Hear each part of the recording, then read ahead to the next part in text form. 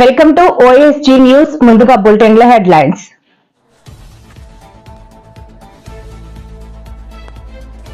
ఏపీలో ఎప్పుడూ జరగని విధంగా మంగళగిరిని అభివృద్ధి చేస్తా మంత్రి నారా లోకేష్.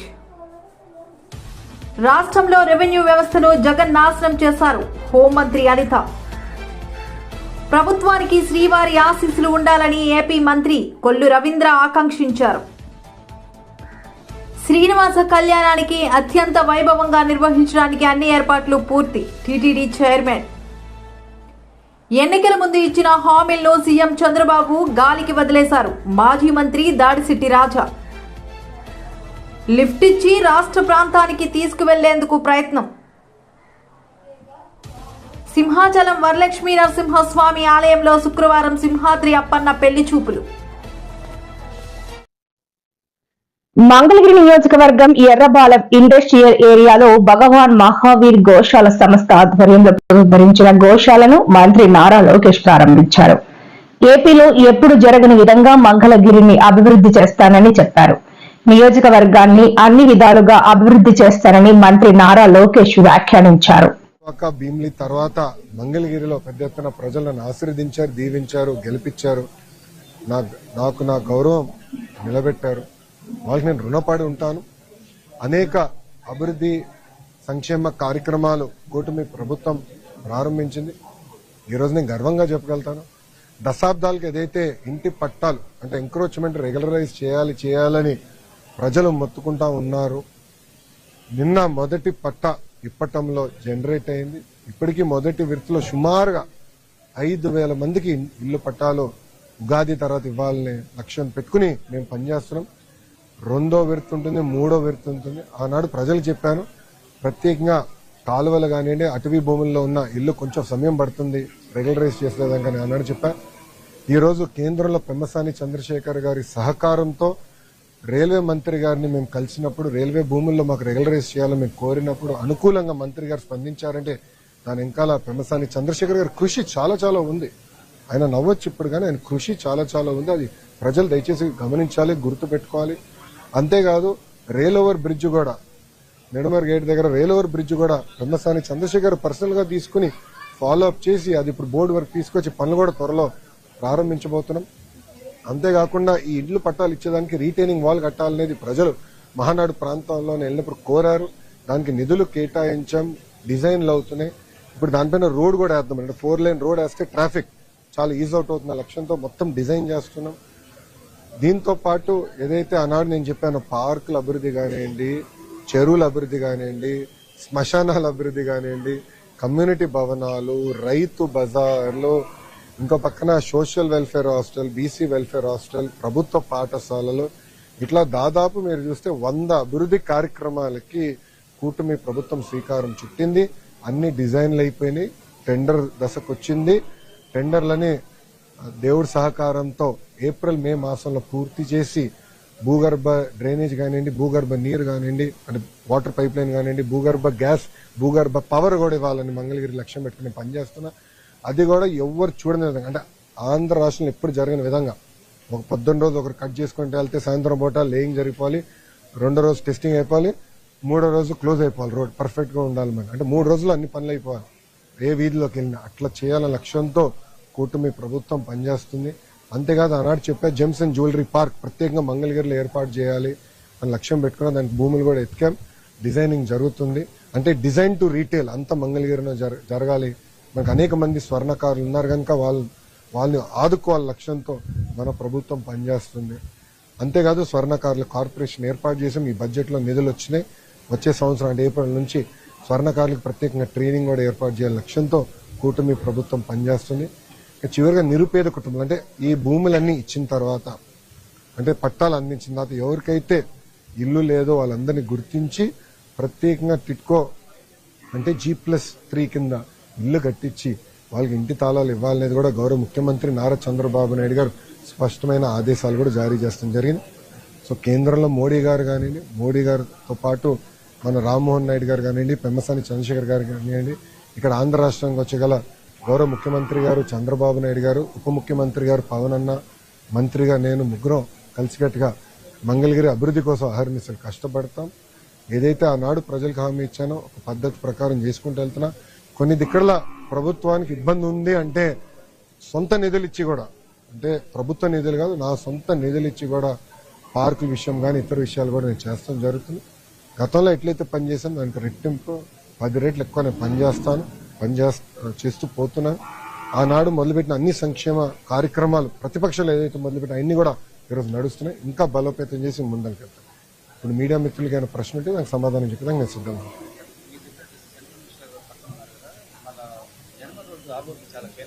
అవునండి.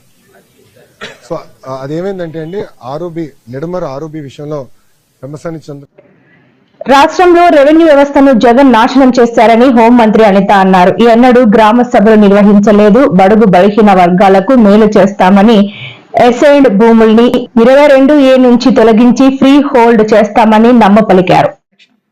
అయితే ఫ్రీ హోల్డ్ గతంలో ఇదే జిఓఎంఎస్ నెంబర్ 575 ద్వారా 1954కి ముందే అసైన్ చేసిన భూములన్నింటినీ కూడా 22A అంటే 22A నిషేధ జాబితాన్ని తొలగించి బడుగు బలహీన వర్గాలకు లబ్ధి చేకూర్చి వారి పక్షాన అప్పుడు గవర్నమెంట్ 2014-19లో మా గవర్నమెంట్ నిలబడింది అధ్యక్ష. కానీ ఇప్పుడు మేము చేసినప్పుడు చాలా పారదర్శకంగా ఎటువంటి అవినీతికి వివాదాలకు తావు లేకుండా చేశాం అధ్యక్ష. కానీ జగన్మోహన్ రెడ్డి గవర్నమెంట్లో అసైన్ భూముల్ని ఫ్రీ హోల్డ్ అంత అక్రమంగానే సాగిన సంగతి మనందరికీ కూడా తెలుసు అధ్యక్ష. అసైన్ చేసి 20 ఏళ్ళు నిండని భూముల్ని కూడా ఫ్రీ హోల్డ్ చేయటం, ప్రభుత్వ భూముల్ని ఫ్రీ హోల్డ్ చేసి తమ పేరు మీద రాసుకోవటం, ఫ్రీ హోల్డ్ నిర్ణయానికి ముందే అమాయకులను అసైన్లకు ఆశ చూపి కారు చౌకగా ఆ భూముల్ని కొట్టేసిన సంగతి కూడా మనందరికీ కూడా తెలుసు అధ్యక్ష. మా ప్రభుత్వం వచ్చిన తర్వాత ఫ్రీ హోల్డ్ చేసిన భూములు రీవెరిఫికేషన్ చేయించింది అధ్యక్ష. అయితే ఇందులో సుమారుగా 13 లక్షలకు పైగా ఎకరాలని ఫ్రీ హోల్డ్ చేయగా అధ్యక్ష, అందులో దాదాపు 5 లక్షలకు పైగా ఎకరాలు నిబంధనలకు విరుద్ధంగా ఫ్రీ హోల్డ్ చేశారు అధ్యక్ష. అంటే దాదాపు 40% మేరకు అవకతవకలు చోటు చేసుకున్న సంగతి కూడా సభ ముందు పెడుతున్నాం అధ్యక్ష. ఫ్రీ హోల్డ్ చేసిన భూముల్లో జరిగిన రిజిస్ట్రేషన్స్లో కూడా అక్రమాలు చోటు చేసుకున్నాయి అధ్యక్ష. 25,000 ఎకరాలకు పైగా రిజిస్ట్రేషన్ జరగగా అందులో 8,000 ఎకరాలు చట్టవిరుద్ధంగా రిజిస్ట్రేషన్ జరిగినాయి అధ్యక్ష. అంటే అధికార బలాన్ని అడ్డు పెట్టుకుని ప్రైవేట్ భూములను కూడా కబ్జాలు పెట్టారు అధ్యక్ష. ప్రభుత్వం మారిన తర్వాత అధ్యక్ష వైసీపీ నేతల బాధితులంతా అధ్యక్ష మా ముందుకు వచ్చి గోడు వెళ్ళబూసుకున్న పరిస్థితి కూడా అధ్యక్ష. మాక్సిమం గ్రీవెన్సెస్ చూస్తే అధ్యక్ష పోలీస్ డిపార్ట్మెంట్కి రెవెన్యూ డిపార్ట్మెంట్కి కలిపి ఉన్నవి 70% భూ వివాదాలు అధ్యక్ష. మాక్సిమం ఎక్కడ ఏ మీటింగ్లోకి వెళ్ళినా రెవెన్యూ డిపార్ట్మెంట్కి పోలీస్ డిపార్ట్మెంట్కి గ్రీవెన్సెస్ ఎక్కువ వస్తున్నాయంటే గత 5 ఏళ్ల పరిపాలన తాలూకా పాపమన్న సంగతి కూడా సభ ద్వారా ప్రజలకు తెలియజెప్పుకోవాల్సిన అవసరం కూడా మా డిపార్ట్మెంట్కి రెవెన్యూ డిపార్ట్మెంట్కి ఉంది కాబట్టి చెప్తున్నాను అధ్యక్ష. ఇది అందుకోసమే ఈ భూ కబ్జాలు అణచివేసేందుకు కబ్జా రాయిలు గుండెల్లో రైలు పరిగెత్తించేలా భూ కబ్జా నిరోధక చట్టాన్ని కూడా తీసుకొస్తున్నాం అధ్యక్ష. లాస్ట్ గవర్నమెంట్లో దానికి సంబంధించి ఒక పీడీ యాక్ట్ని కూడా అసెంబ్లీలో తీర్మానం చేయడం కూడా జరిగింది అధ్యక్ష. అంతకుముందే ఈ భూ యజమానులను భయాందోళనకు గురి చేసిన వారి ఆస్తుల పాలట ప్రమాదంగా మన ల్యాండ్ టైటిలింగ్ యాక్ట్ని కూడా రద్దు చేయడం జరిగింది అధ్యక్ష. కేంద్ర ప్రభుత్వం ఒక మంచి ఉద్దేశంతో నిధులు సమకూర్చి రీసర్వే డిజిటలైజేషన్ చేయమని చెప్తే అధ్యక్ష దాని స్వార్థ ప్రయోజనాలు వాడుకునే పరిస్థితి కూడా లాస్ట్ గవర్నమెంట్లో కనిపించింది అధ్యక్ష. రీసర్వే ప్రాజెక్టు మొత్తాన్ని తప్పులు తడకలుగా మార్చింది. గత ప్రభుత్వ కాలంలో 6,688 గ్రామాల్లో భూములు రీసర్వే పూర్తి చేశారు. దీని మీద కూడా చాలా కంప్లైంట్స్ ఉన్నాయి అధ్యక్ష. భూ యజమానులు అనేక రకాల ఇబ్బందులు ఎదుర్కొన్నారు అధ్యక్ష. అందులో దారుణం ఏంటంటే భూ విస్తీర్ణంలో తప్పులే, సరిహద్దుల్లో తప్పులు, పేర్లు దిద్దుబాటు, భూ వర్గీకరణ సమస్యలపైన భూ యజమానులు చాలా అసంతృప్తి వ్యక్తం చేసిన పరిస్థితి కూడా మీకు తెలుసు అధ్యక్ష. భూ యజమానులు పడుతున్న అనేక రకాల ఇబ్బందులు గ్రహించి ప్రభుత్వం వాటి పరిష్కారానికి రీసర్వే పూర్తయిన గ్రామాల్లో గ్రామ సభలు నిర్వహించింది అధ్యక్ష. ఈ తహసీల్దార్స్, మండల సర్వేయర్స్, గ్రామ సర్వేయర్స్, విఆర్ఓస్ గ్రామ సభలకు వెళ్ళి భూ యజమానుల నుంచి ఆర్జీలు కూడా స్వీకరించడం జరిగింది అధ్యక్ష. మొత్తం సుమారుగా 2,79,712 ఆర్జీలు వచ్చినాయి అధ్యక్ష. అంటే ఇంత రీసర్వేలు ఎన్ని తప్పులు తడకలు ఉన్నాయో మనకి అర్థమవుతుంది అధ్యక్ష. సుమారుగా ఆర్జీలు 98% మేర ఈరోజు గవర్నమెంట్ పరిష్కారం కూడా చూపించింది. మిగిలిన 2% కూడా నెలాఖరులోగా పరిష్కరిస్తామని చెప్పి సభ ముందు ఉంచుతున్నాం అధ్యక్ష. జనవరి 20వ తేదీ నుండి రీసర్వేని రాష్ట్ర వ్యాప్తంగా తిరిగి ప్రారంభించాం. అయితే ఈసారి ప్రతి మండలానికి ఒక గ్రామాన్ని పైలట్ ప్రాజెక్టుగా తీసుకొని గత ప్రభుత్వంలో జరిగిన తప్పులు తరగతులకు ఆస్కారం లేకుండా పక్కా ప్రణాళికయుతంగా రీసర్వేని కూడా చేస్తున్నాం అధ్యక్ష. ప్రతి గ్రామాన్ని బ్లాకులుగా విభజించి ఒక్కో బ్లాక్లో 200 నుంచి 250 ఎకరాల వరకు రీసర్వే చేస్తారు. ఒక్కో బ్లాక్కు 2 సర్వేయర్లు, ఒక విఆర్ఓ, ఒక విఆర్ఏని కూడా ఇచ్చాం అధ్యక్ష. ఆ బ్లాక్లో ఉన్న రైతులందరితో కలిపి ఒక వాట్సాప్ గ్రూప్ కూడా ఏర్పాటు చేశారు. ప్రత్యేక సమాచార వ్యవస్థను కూడా ఏర్పాటు చేయడం జరిగింది అధ్యక్ష. స్థానికంగా నివాసం ఉండిన భూ యజమానుల విషయంలో వాట్సాప్ కాల్ లేదా వీడియో మెసేజ్ ద్వారా వారికి సమాచారాన్ని పంపి వారి సమ్మతి తీసుకోవడం మరియు సర్వే సమయంలో వారి ప్రతినిధిని నియమించుకునే అవకాశం కూడా కల్పించడం జరిగింది అధ్యక్ష. రోజుకి 20 ఎకరాలు మాత్రమే సర్వే చేస్తున్నాం. సర్వే చేసే ముందు అందరికీ నోటీసులు ఇచ్చి వారికి ముందుగానే సమాచారం ఇస్తాం. జగన్ రెడ్డికి సరిహద్దు రాళ్లపై పాస్ పుస్తకాలపై బొమ్మలు వేసుకోవాలని పిచ్చి తప్ప రీసర్వేని సక్రమంగా చేసిన పరిస్థితి కూడా కనిపించలేదు. అయితే మా ప్రభుత్వం రీసర్వేని చాలా పకడ్బందీగా సమగ్రంగా తప్పులకు ఎలాంటి ఆస్కారం లేకుండా చేయిస్తుంది. అంతేకాక జగన్ బొమ్మలను తొలగించి రాజముద్ర క్యూఆర్ కోడ్ ఉన్న పాస్ పుస్తకాలను భూ యజమానులకు అందిస్తుంది అధ్యక్ష. ప్రభుత్వ పెద్దల వద్దకు పెద్ద ఎత్తున రెవెన్యూ సంబంధించిన ఫిర్యాదులు ఎక్కువగా వస్తుండటంతో వాటి పరిష్కారానికి రెవెన్యూ శాఖనే ప్రజల వద్దకు వెళ్లి రాష్ట్ర వ్యాప్తంగా రెవెన్యూ సదస్సులను 6/12/2024 నుంచి 8/1/2025 వరకు కూడా నిర్వహించాం అధ్యక్ష. ఈ సదస్సులకు ప్రజల నుంచి పెద్ద ఎత్తున స్పందన వచ్చి ప్రజల వద్ద పెద్ద సంఖ్యలో పాల్గొని తమ అర్జీలు కూడా సమర్పించారు అధ్యక్ష. రాష్ట్ర వ్యాప్తంగా 185,728 అర్జీలు రాగా 93% అందులో పరిష్కారం కూడా జరిగింది అధ్యక్ష. ఆర్జీల పరిష్కారంలో ఉన్నత ప్రమాణాలను పాటించాలని జిల్లా కలెక్టర్లు కూడా ఆదేశించడం జరిగింది. అలాగే థర్డ్ పార్టీల చేత ఆర్జీల పరిష్కారం ఎంత క్వాలిటీగా జరిగిందనేది ఆడిట్ కూడా చేస్తున్నాం అధ్యక్ష. రిజిస్ట్రేషన్ స్టాంప్ శాఖలో విప్లవాత్మకమైన మార్పులకు శ్రీకారం చుట్టాం. ముందుగా సబ్ రిజిస్టర్ కార్యాలయాల్లో వలసవాద చిహ్నాలుగా ప్రభుత్వానికి శ్రీవారి ఆశీస్సులు ఉండాలని ఏపీ మంత్రి కొల్లు రవీంద్ర ఆకాంక్షించారు. శుక్రవారం విఐపి ప్రారంభ విరామ దర్శన సమయంలో ఆయన తిరుమల శ్రీవారిని దర్శించుకున్నారు. టీటీడీ అధికారులు ఆయనకు స్వాగతం పలికి దర్శన ఏర్పాట్లు చేశారు.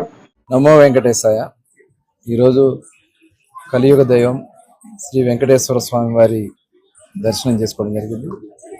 మరి స్వామివారి ఆశీర్వాదాలు అందరికీ ఉండాలని, మరి తిరుమల తిరుపతి పవిత్రతని కాపాడటానికి గౌరవ ముఖ్యమంత్రి వర్యులు నారా చంద్రబాబు నాయుడు గారు అది చేస్తున్నటువంటి కృషి ఇక్కడ అడుగడుగునా కనబడతా ఉంది. చాలా పవిత్రత, అలాగే ఒక ఆధ్యాత్మికమైనటువంటి ప్రదేశంగా అద్భుతంగా కనబడతా ఉంది. మరి రేపు అమరావతిలో కూడా శ్రీనివాస కళ్యాణం కార్యక్రమాన్ని పెద్ద ఎత్తున నిర్వహిస్తూ ఉన్నారు.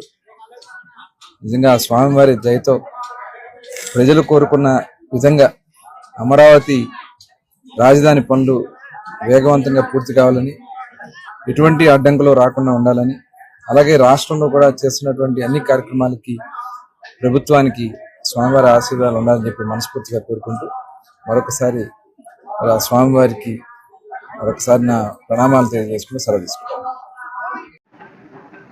ఈ నెల 15వ తేదీన సాయంత్రం 6:30 నుండి 8:30 వరకు నిర్వహించనున్న శ్రీనివాస కళ్యాణానికి అత్యంత వైభవంగా నిర్వహించడానికి అన్ని ఏర్పాట్లు పూర్తి చేసినట్లు TTD chairman Shri BR Naidu చెప్పారు. పునర్నిర్మాణం జరగబోతుంది.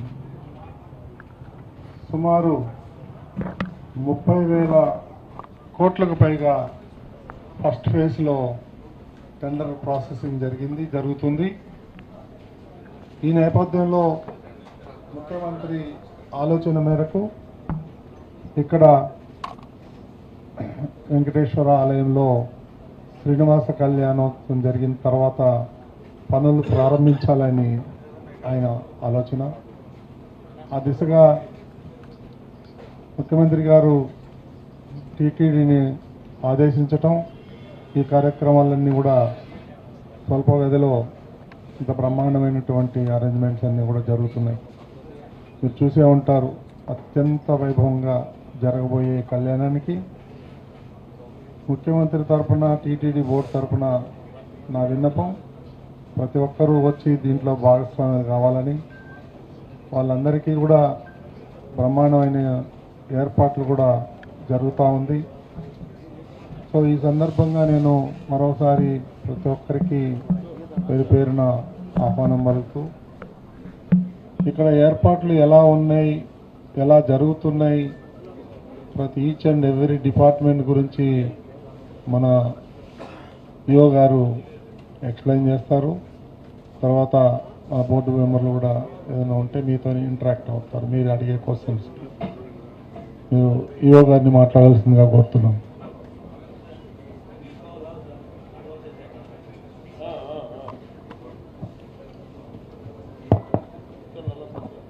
ఓం నమో వెంకటేశాయ. వెంకటపాలెంలోని శ్రీ వెంకటేశ్వర స్వామి ఆలయ ప్రాంగణంలో ఈ నెల 15వ తారీఖున సాయంత్రం 6:30 నుంచి 8:30 వరకు టీటీడీ ఆధ్వర్యంలో శ్రీనివాస కళ్యాణం జరగబోతుంది. దానికి అన్ని రకాల ఏర్పాట్లు కూడా చేస్తున్నాము. టీటీడీ తరపు నుంచి వివిధ ప్రాంతాల్లో లోక కళ్యాణార్థం శ్రీనివాస కళ్యాణం నిర్వహిస్తూ ఉంటాము.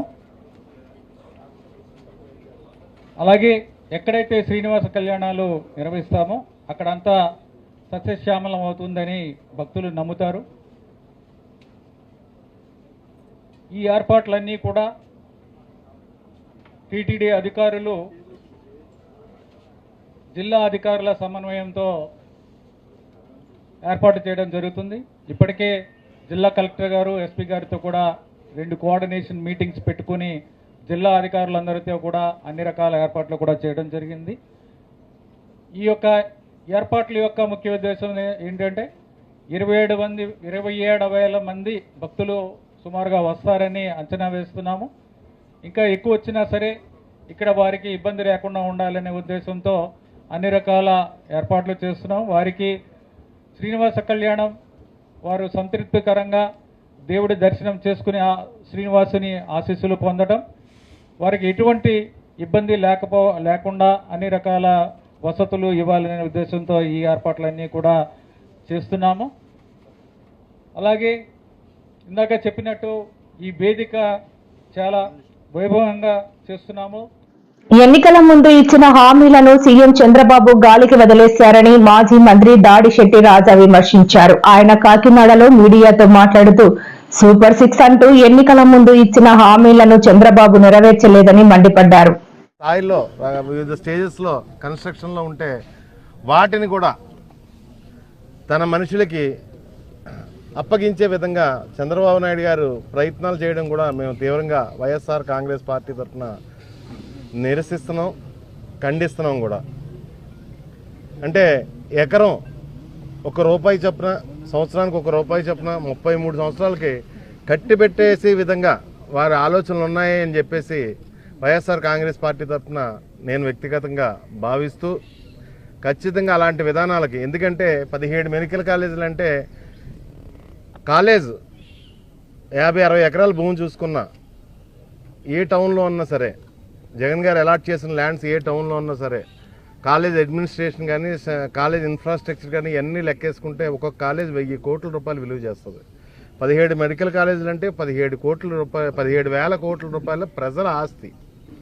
ఈ ఆస్తిని తన మనుషులకి దత్తం చేసే విధంగా చంద్రబాబు నాయుడు గారి ప్రయత్నాలను కూడా ఖండిస్తూ మరొక్కసారి చెప్తున్నాం, ఈ రాష్ట్రంలో పేద విద్యార్థుల్ని, నిరుద్యోగుల్ని ఖచ్చితంగా ఆదుకోవాలి. ఎందుకంటే ఎంతోమంది పేద విద్యార్థులు చదువుకు దూరం అయిపోయి కూలి పనులకు పోయే పరిస్థితి మనకి ఈ రాష్ట్రంలో చంద్రబాబు నాయుడు గారి ప్రభుత్వం వచ్చిన తర్వాత కనబడుతుంది. ఖచ్చితంగా వారిని ఆదుకోవాలని చెప్పేసి వైఎస్ఆర్ కాంగ్రెస్ పార్టీ తరఫున మేము డిమాండ్ చేస్తాం. ఆవిర్భావ దినోత్సవం అన్నది గ్రామాన్న ప్రతి టౌన్లో కూడా జరిగింది. అదేవిధంగా మా నాయకులందరూ కూడా కాకినాడలో చంద్రశేఖర్ రెడ్డి గారి ఆధ్వర్యంలో ఆవిర్భావ దినోత్సవంలో కాకినాడ టౌన్లో పాల్గొనడం జరిగింది, ఘనంగా చేయడం కూడా జరిగింది. ఈ జిల్లాలో, కాకినాడ జిల్లాలో ప్రతి గ్రామంలోని వైఎస్ఆర్ కాంగ్రెస్ పార్టీ ఆవిర్భావ దినోత్సవం జరుగుతుంది. ఇప్పుడు జగన్ గారు బకాయిలు ఉంచారు అని చెప్పేసి వాళ్ళు అడ్డదిడ్డంగా వాదిస్తున్నారు. మరి 7,000 కోట్లు మూలనేది ఉంచారు కదా, వాళ్ళు వచ్చిన వెంటనే కట్టేవాళ్ళు కదా. ఎందుకంటే ఎలక్షన్ కోడ్ రావడం వల్ల, రకరకాల పరిస్థితుల వల్ల జగన్ గారు కొంతవరకు చేయలేకపోవచ్చు. ఎలక్షన్ అయిపోయిన తర్వాత 7,000 కోట్ల నిధులు వాళ్ళకి అప్పచెప్పి వచ్చారు జగన్ గారు. ఆ డబ్బుల్లో కట్టేయచ్చు కదా, అవి ఏమీ చేయలేదు. రాష్ట్ర వ్యాప్తంగా పథకాలు ఏమీ అమలు చేయలేదు. కానీ 1,40,000 కోట్ల రూపాయలు అప్పులు, మళ్ళీ కొత్తగా 9,000 కోట్లు అప్పట. ఇన్ని అప్పులు చేసి ప్రజలకు ₹1 ఇవ్వకుండా ఆ డబ్బు అంతా ఏం చేస్తున్నారో అయితే మటుకు మాకు అర్థం కావట్లేదు. ప్రత్యేక హోదా అన్నది ముగిసిపోయిన అధ్యాయం అని చెప్పేసి చంద్రబాబు నాయుడు గారు, వెంకయ్యరాజు, ఆనాటి ఉపరాష్ట్రపతి వెంకయ్యనాయుడు గారు ప్రకటనలు చేసి మాకు ప్యాకేజ్ కావాలా, హోదా వద్దని చెప్పేసి ప్రకటనలు చేసి పండగ చేసుకుని హోదాని పాడు చేసిన వ్యక్తి చంద్రబాబు నాయుడు. ఖచ్చితంగా మాకు బలం ఉంటే, ఖచ్చితంగా మా వైఎస్ఆర్ పార్టీ నాయకుడు జగన్మోహన్ రెడ్డి గారు మాకు బలం ఉంటే ఈరోజు మా మీద ఆధారపడి, కానీ బీజేపీ ప్రభుత్వం, టీడీపీ మీద ఆధారపడి బీజేపీ ప్రభుత్వం. టెక్కలి మండలం బన్నువాడ పంచాయతీకి చెందిన ఒక దివ్యాంగురాలు ఆసుపత్రికి వెళ్లేందుకు రోడ్డుపై వేచి ఉండగా గుర్తు తెలియని వ్యక్తి వచ్చి లిఫ్ట్ ఇచ్చారు. ఈ క్రమంలో తను టెక్కలిలో డ్రాప్ చేస్తానని చెప్పి గూడెం వైపు రహస్య ప్రాంతానికి తీసుకెళ్లేందుకు ప్రయత్నించగా దివ్యాంగురాలు బైక్ పై నుంచి దూకేయడంతో తీవ్రంగా గాయపడ్డాను అని ఆమె అన్నారు. లేదమ్మా, వేరే సైడ్ నుంచి నీకు తీసుకెళ్తాను, ఎందుకు ఆపు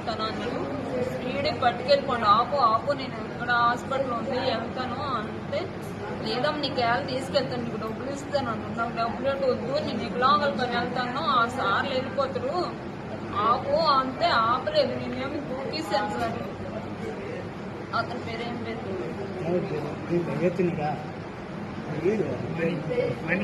మనీ అది సార్. అప్పట్లో జాయిన్ చేసిన తర్వాత నాకేం వచ్చింది సార్, నాకు అక్కడికి ఏం లేదు, ఎలాగొచ్చాను ఏంటి తెలియదు సార్. ఇక్కడ హాస్పిటల్కి వస్తే నాకు ఏమొచ్చింది, అక్కడ పడిపోయిందన్నట, మరి ఎవరు తెచ్చి అందులో మీద వేసారు, అంబులెన్స్ మీద అటు వేసారు. నేను ఇక్కడికి వచ్చిన తర్వాత ఏమొచ్చింది సార్. నాకేం డబ్బులు వద్దు, నేను హాస్పిటల్కి వెళ్ళాలి, వికలాంగులు సార్ వచ్చేసారు, నాకు వికలాంగులు సర్టిఫికెట్ కావాలా, నాకేం డబ్బులకేం కావాలి, దాన్ని కాదు, నేను అన్నదాన్ని కాదు అని చెప్పాను. నేను అన్నదాన్ని కాదు, అలా దర్శనాలు లేవు, నాకు ఆపుతావా లేవంతా ఆపలేదు సార్. స్త్రీని పట్టుకెళ్ళిపోండి ఆ అబ్బాయి.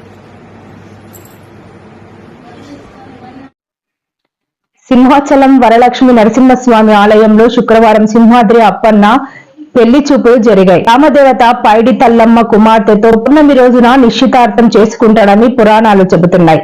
ఏంటంటే ఈ ఉత్సవానికి భక్తి అనేటువంటి అంకురం అంకురించాలి. అది అంకురిస్తుంది. అంకురించిన తర్వాత స్వామి కళ్యాణ మహోత్సవానికి ఆరంభమవుతాయన్నమాట. ఇవాళ నాంది బొట్టెనడుగు పున్నమేని వ్యవహారం మనకి ఈ ప్రాంతంలో అంతా. ఫాల్గుణ పూర్ణిమ నాడు డోలా పూర్ణిమని, హోళికా పూర్ణిమని, బొట్టెనడుగు పున్నమేని ఈ రకమైన వ్యవహారం ఉంది. అంటే అమ్మవారు ఆయన అక్క చెల్లెలని ఆ పిల్లని అడగడం కోసం స్వామివారి ఇక్కడికి వస్తారని ఆమె అభ్యర్థిస్తుంది, మా పిల్లని చేసుకోయా అని. సహజం కదా ఆడపిల్ల. కానీ ఆయన ఇంకా ఏదో ఆలోచిస్తానని కాసేపు బెట్టు చేయాలి కదా మగపిల్లవాడు అనగానే, అంచేత కాస్త బెట్టు చేస్తాడు. ఆయన మళ్లీ తిరిగి వచ్చిన తర్వాత తన యొక్క అంగీకారాన్ని చెప్తాడనమాట. ఇది వ్యవహారంలో ఉండేటువంటిది.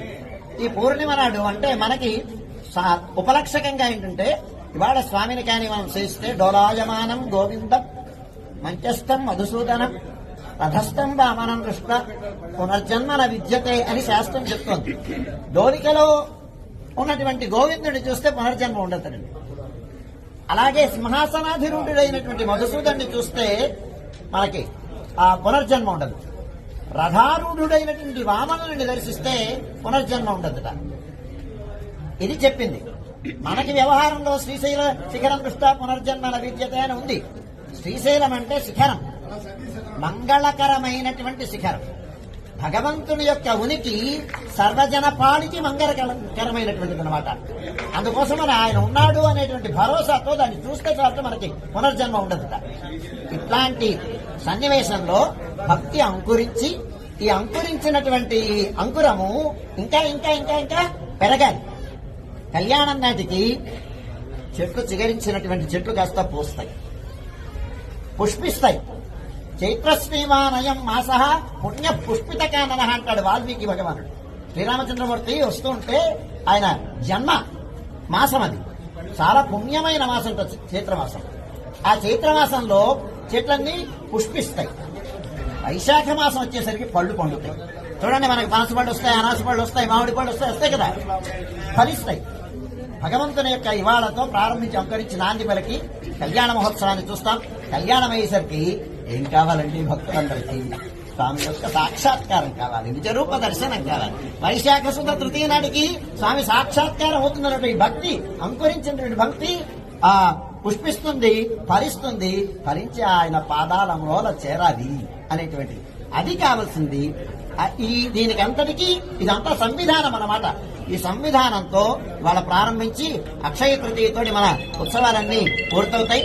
అంచేత మనమందరం స్వామి యొక్క ఆయన మీద అచంచలమైనటువంటి భక్తి విశ్వాసాలతో స్వామి మళ్ళీ జన్మ లేకుండా నీ పాదాల మూల నేను, అట్లాంటి స్థానం నాకు కల్పించు స్వామి అని ప్రార్థించాలి. పడివాయికిడందు పొవడవాయి కాన్బేనే అని స్వామి అచేతనమైనటువంటి ఒక గడపగా పుట్టించవయ్యా నన్ను, చాలా వేరే జన్మక్కర్లేదు మనుషుల జన్మ అని మనకి స్వామి చెప్తాడు. ఆయన పురాణాలు చెప్తాయి. యమునా నది సైకతాలలో ఒక ఇసుకరేణువుగా పుట్టించు స్వామి, నీ పాదస్పర్శ లభిస్తుంది.